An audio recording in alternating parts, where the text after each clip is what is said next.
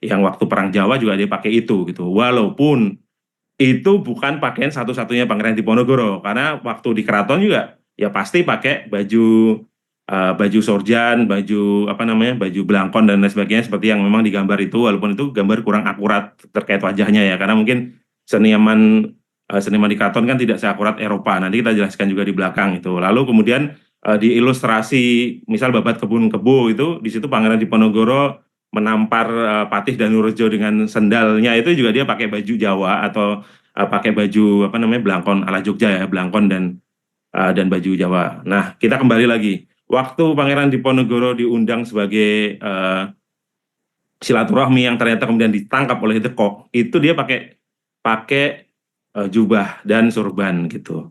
Nah, karena dia ditangkap itu, kemudian kan dia dibawa ke Batavia sebelum kemudian dibuang ke Ujung Pandang ya.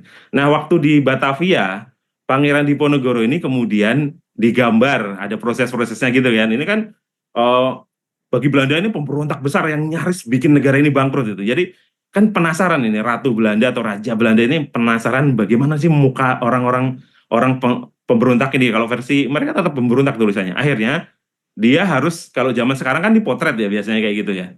Ada tahanan dipotret itu. Tapi waktu itu belum ada potret.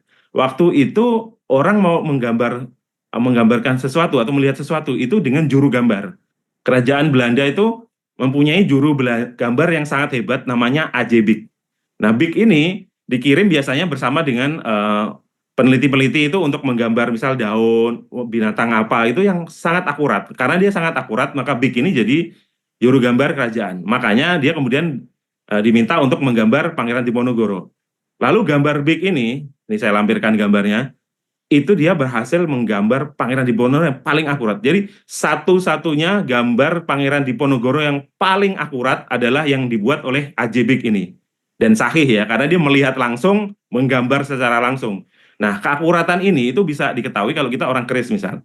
Biasanya orang kalau menggambar biasanya yang akurat hanya wajahnya saja.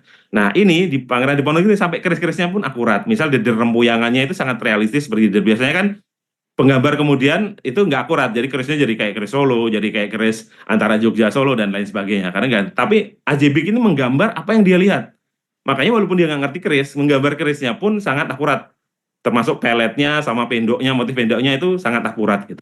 Nah, dari gambar Bik ini yang sampai sekarang udah masih disimpan di Belanda, itu kemudian orang jadi tahu di Ponorogo itu kayak gitu gitu.